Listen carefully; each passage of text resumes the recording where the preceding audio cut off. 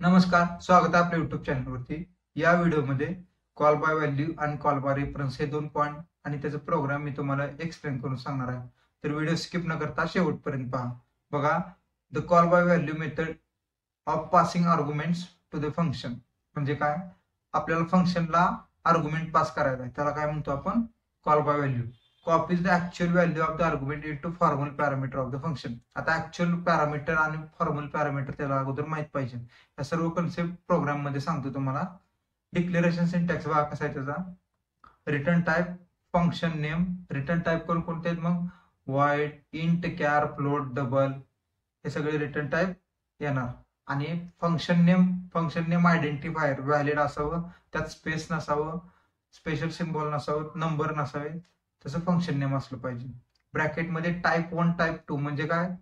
जे काय टाइप तुम्ही पॅरामीटरला देणार आहे ना, इंटिजर, कॅरेक्टर, फ्लोट, तसाच टाइप इथं असला पाहिजे. म्हणजे पॅरामीटर 1 इथं फंक्शन डेफिनेशन मध्ये पॅरामीटर 1 पॅरामीटर 2 दिसते तुम्हाला. पॅरामीटर 1 ला कोणता टाइप दिलाय ना, तोच डेटा टाइप इथे घ्यायचा. पॅरामीटर 2 ला कोणता डेटा टाइप दिलाय ना, तोच इथं टाइप 2 मध्ये डेटा टाइप घ्यायचा. असं सिक्वेन्शियली फक्त इथं काय असणार आहेत? डेटा टाइप असणार आहेत आणि इथं पॅरामीटर असणार आहे. आलं लक्षात? डिक्लेरेशन सिंटॅक्स असा आहे. डेफिनेशन सिंटॅक्स बघा कसा आहे. रिटर्न टाइप, जो काय डिक्लेरेशन मध्ये रिटर्न टाइप दिलेला आहे ना, तोच सेम हा आपल्याला डेफिनेशन मध्ये घ्यायचा आहे. फंक्शन नेम, जसं आपण डिक्लेरेशन मध्ये फंक्शन नेम दिले ना, त्याच फॉर्मॅटमध्ये फंक्शन नेम डेफिनेशन मध्ये असलं पाहिजे. काही चेंजेस नसलं पाहिजे. चेंज कुठं आहे? डिक्लेरेशन मध्ये आपण टाइप देतो आणि डेफिनेशन मध्ये त्या टाइपचा व्हेरिएबल डिफाईन करतो. म्हणजे इथं टाइप पण असणार आणि व्हेरिएबल नेम असणार. Parameter 1 parameter 2. Parameter 1 for example integer x हा पॅरामीटर 1 असेल तर इथं टाइप 1 काय असणार आहे? इंट असणार आहे ह्या टाइप मध्ये. आलं लक्षात? आणि ब्लॉक ऑफ स्टेटमेंट, जो काय तुम्हाला एक्झिक्यूट करायचा ना कोड, तो कोड यात असणार आहे. Block of statement. आता फंक्शन कॉलिंग सिंटॅक्स बघा कसं आहे. फंक्शन नेम जे काय डेफिनेशन मध्ये डिक्लेरेशन मध्ये ते सेम दिलेलं आहे ना, तसंच कॉलिंग मध्ये ठेवायचं. व्हॅल्यू 1 व्हॅल्यू 2 म्हणजे काय? पॅरामीटर 1 कोणत्या टाइपची व्हॅल्यू ऍक्सेप्ट करते, त्याच टाइपची व्हॅल्यू 1 मध्ये असणार. पॅरामीटर 2 कोणत्या टाइपची व्हॅल्यू ऍक्सेप्ट करते, त्याच टाइपची व्हॅल्यू पॅरामीटर 2 मध्ये असणार आहे. आणि असेच मल्टिपल व्हॅल्यूज आपण इथं देऊ शकतोय. जेवढे नंबर ऑफ पॅरामीटर्स तेवढे नंबर ऑफ व्हॅल्यूज असणार आहेत. आलं लक्षात? आता प्रोग्राम कडे जाऊयात. ह्या दोन हेडर फाईल असणार. क्लास ए घेतला. आता या क्लासमध्ये मी डायरेक्ट फंक्शन अगोदर डिफाईन करून दाखवतो आणि कॉल करून दाखवतो. नंतर डिक्लेअर कसं करते ते पण दाखवतो.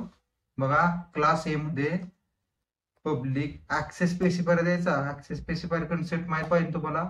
नसेल माहित तर चॅनलच्या प्लेलिस्टला जावा, तिथं हा व्हिडिओ आहे. गेट मेथड घेतोय. ते मेथड एक इंटिजर टाइपची पॅरामीटर ऍक्सेप्ट करणार आहे किंवा इंटिजर टाइपची व्हॅल्यू ऍक्सेप्ट करणार आहे असं दिलेलं आहे मी.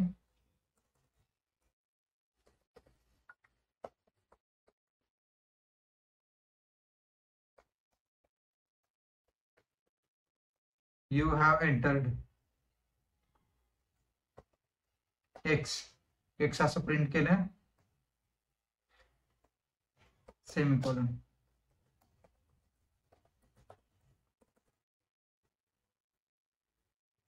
आता मेन मेथड मध्ये ए क्लासची प्रॉपर्टी ऍक्सेस करायला म्हणल्यानंतर ऑब्जेक्ट क्रिएट करायला लागणार ए क्लासचा.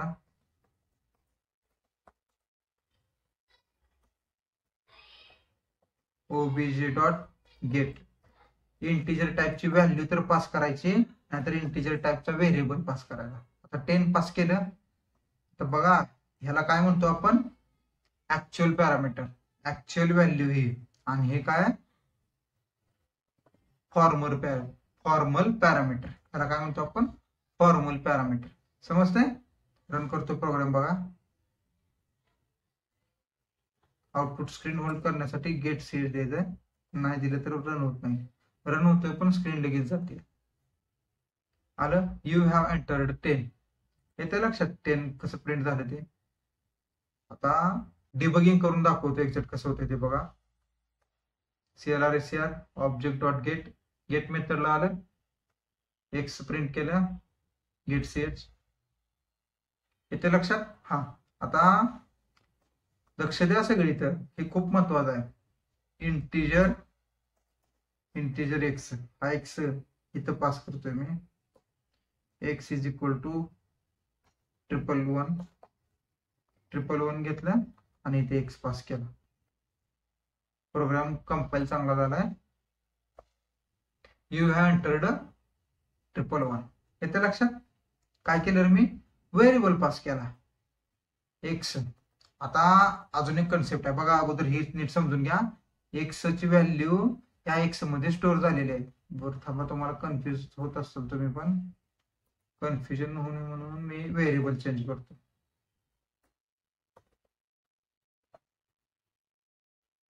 आलं? त्याचं मिनिंग काय माहित आहे का? X is equal to Y. X is equal to Y. कशाचं मिनिंग? ह्या वाय आणि ह्या एक्सचं मिनिंग. एक वाय ची व्हॅल्यू एक्स मध्ये स्टोअर कर. आलं लक्षात? म्हणजे कॉल बाय व्हॅल्यू मध्ये ऍक्च्युअल पॅरामीटर ज्यावेळेस आपण इथं पास करतो ना, त्यावेळेस त्याची व्हॅल्यू इकडे कॉपी होत असते. त्यामुळं जर मी इथं एक्स प्लस प्लस केलं, एक्स प्लस प्लस, आता एक्स ची व्हॅल्यू काय होणार आहे? 111च्या जागी 112, बरोबर. आणि वाय ची व्हॅल्यू काय? फॉर एक्झाम्पल बघा, आता मी काय करतो इथं, सी आउट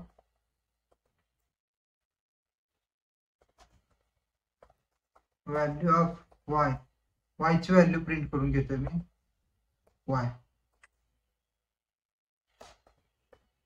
बिफोर कॉलिंग आणि इथं आफ्टर कॉलिंग. आयएसएस घेतोय value of Y after calling. तुम्हाला समजेल एक्झॅक्ट वाय ची व्हॅल्यू चेंज होती का नाही.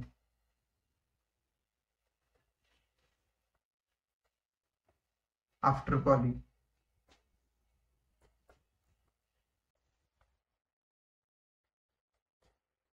बॅकस्लॅशन देतो मी जरा.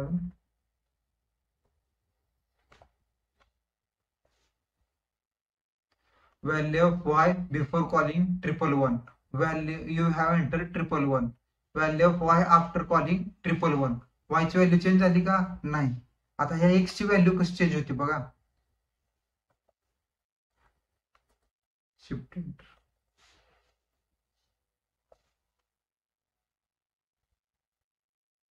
You have entered 112. एक्स ची व्हॅल्यू इथे चेंज झाली. यू हॅव एंटर्ड 112 म्हणजे ऍक्च्युअल पॅरामीटरनं काय केलेली, पास केलेली व्हॅल्यू आहे ना, ते एक्स मध्ये स्टोअर झाली. एक्स ची व्हॅल्यू तर आपण अपडेट केली. ते म्हणजे ह्या फंक्शन मध्ये आपण काय करतोय? फॉर्मल पॅरामीटरची व्हॅल्यू अपडेट करतोय. ऍक्च्युअल पॅरामीटरची व्हॅल्यू अपडेट होती का? नाही. मग त्याला एक कन्सेप्ट आहे. कुठली कन्सेप्ट आहे? Pass by reference. Reference pass करायचा आणि अपडेट करायची व्हॅल्यू. ती कसं करायचं बघा. फंक्शन डिक्लेरेशन एक राहिले आहे ना. फंक्शन डिक्लेरेशन कसं आहे बघा. आता हे हा सिंटॅक्स काय काय? रिटर्न टाइप, फंक्शन नेम आणि type, number of type, data type कोणते आहेत ना ते घ्यायचे. Shift delete, shift insert, void get, integer X. आता क्लासच्या बाहेर ज्यावेळेस आपण अशी मेथड ऍक्सेस करतोय त्यावेळेस काय करायचं? क्लास नेम आणि हे हा सिम्बॉल द्यायचा. येते लक्षात? एक्सप्लिमेंटरी म्हणतो आपण त्याला. झालं रन, एक्झिक्यूट झालं प्रोग्राम, बरोबर. बघा कंट्रोल कुठून कुठे जातोय. Main method clr y is equal to 111. नंतर बघा इथून गेटला आलो. समजलंय? हा, आता आपल्याला काय बघायचं आहे? ठीक आहे. एक्स व्हेरिएबल त्याला काय म्हणतो आपण? Formal parameter. आणि वाय व्हेरिएबल काय? ऍक्च्युअल पॅरामीटर, बरोबर. Y variable actual parameter. आपण काय केलं इथं? एक्स अपडेट केला, पण ते काय ह्या वाय वरती काय त्याचं रिफ्लेक्शन झालं का? नाही झालं. मग आपल्याला हा ऍक्च्युअल पॅरामीटर जर चेंज करायचा असेल तर अजून एक दुसरी मेथड आहे. म्हणजे ह्याच्या थ्रू, म्हणजे एक्स अपडेट केला का वाय पण अपडेट झाला पाहिजे. ते कसं करायचं? With the help of call by reference. Call by reference कसं आहे बघा. The call by reference is the method in which passes the reference और ऍड्रेसेस. काय पास करतो आपण? रेफरन्स किंवा ऍड्रेस पास करत असतो. त्याला आपण काय म्हणतो? कॉल बाय रेफरन्स म्हणत असतो. Of the actual parameter to the function formal parameter. Actual पॅरामीटरचा रेफरन्स किंवा ऍड्रेस कोणाला पास करत असतो? फॉर्मल पॅरामीटरला. येते लक्षात? बघा, ऍक्च्युअल पॅरामीटर म्हणजे हा वायचा ऍड्रेस हा एक्स ला फॉर्मल पॅरामीटरला पास करायचा, त्याच्या थ्रू व्हॅल्यू चेंज करायचा. येते लक्षात? आता डिक्लेरेशन सिंटॅक्स बघा कसा आहे. Return type, function name, type 1 पॅरामीटरचा type असणार आहे तोच, आणि ऍस्ट्रिक सिम्बॉल, कॉमा टाइप 2. इथं पॉइंटर काय देणार आहे ना आपण, त्या पॉइंटरचा टाइप आणि ऍस्ट्रिक सिम्बॉल. येते लक्षात? फंक्शन डेफिनेशन मध्ये पॉइंटर 1 पॉइंटर 2 दिसते तुम्हाला. ते पॉइंटर 1 काय असणार आहे ना, त्याचा टाइप इथं असणार आहे डिक्लेरेशन मध्ये. पॉइंटर 2 चा टाइप इथं टाइप 2 असणार आहे. ऍस्ट्रिक सिम्बॉल प्रत्येक टाइपला द्यायचा आहे. आलं लक्षात? कॉलिंग सिंटॅक्स बघा कसा आहे. फंक्शन नेम, ऍड्रेस, व्हेरिएबलचा ऍड्रेस इथं पास करायचा. कसा पास करायचा एक्झाम्पल मध्ये दाखवतो. बघा, माघारी हे आपल्या पहिल्या स्टेजला घेऊन जातो सगळं. इंटिजर, एखाद्या व्हेरिएबल मध्ये आपल्याला ऍड्रेस स्टोअर करायचा असेल, तो variable as a pointer declare करायचा. पॉइंटर काय करत असतो? It's hold the address of another variable. त्यामुळे काय करायचं? पॉइंटर डिक्लेअर करायला. एक्स पॉइंटर केला, हे डिलीट करतो. बघा, लक्ष द्या, हे खूप इम्पॉर्टंट आहे. Call by reference. वायचा ऍड्रेस कसा पास करायचा?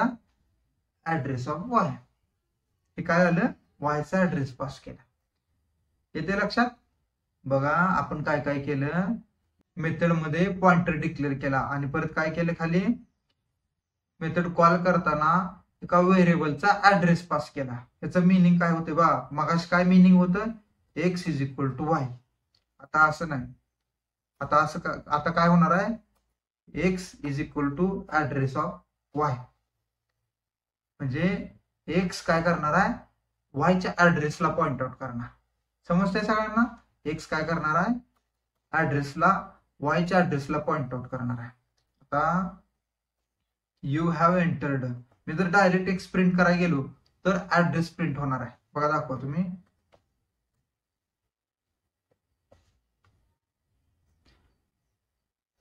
यू हॅव एंटर्ड,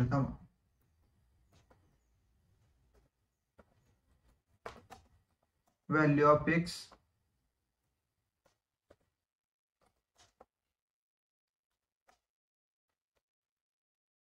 ची व्हॅल्यू बघा काय होती. Value of Y before calling 111.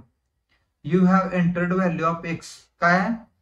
तो address number. You have entered value of x plus plus केल्यानंतर त्या ऍड्रेसची 2 व्हॅल्यू इन्क्रीमेंट झाली की नाही?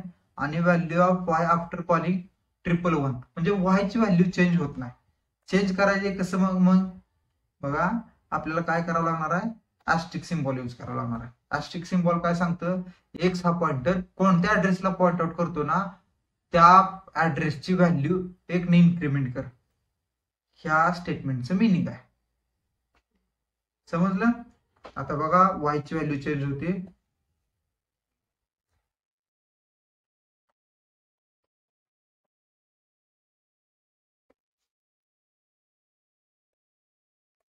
बघा आता व्हॅल्यू कशी चेंज होते. इन्क्रीमेंट डिक्रीमेंट ऑपरेटर थ्रू होत नाही म्हणून मी डायरेक्ट असं केली. आता वायची व्हॅल्यू किती आहे बघा. पहिल्यांदा 111 आणि नंतर 1 2 3 होते 1 2 3. डिबगिंग करून दाखवतो. प्रोग्राम मेन मेथड पासून स्टार्ट झाला. CLR SCR y is equal to 111 हे प्रिंट होणार आहे अगोदर. नंतर ऑब्जेक्ट डॉट गेट मेथडला आलो. C out asterisk symbol X is equal to 1 2 3. आता हे 1 2 3 कुठं स्टोअर होणार आहे? जे काय वाय व्हेरिएबल आहे ना, वाय व्हेरिएबलच्या मेमरी स्पेसला. सी आउट गेट सीएच आलं. अपडेट झाली. जर आपल्याला फॉर्मल पॅरामीटर थ्रू ऍक्च्युअल पॅरामीटरची व्हॅल्यू चेंज करायची असेल तर आपल्याला रेफरन्स म्हणजे कॉल बाय रेफरन्स ही कन्सेप्ट यूज करावं लागते. समजलंय? कन्सेप्ट समजले असेल तर व्हिडिओ लाईक करा, तुमच्या मित्रांशी शेअर करा, चॅनल सबस्क्राईब करा. थँक्यू.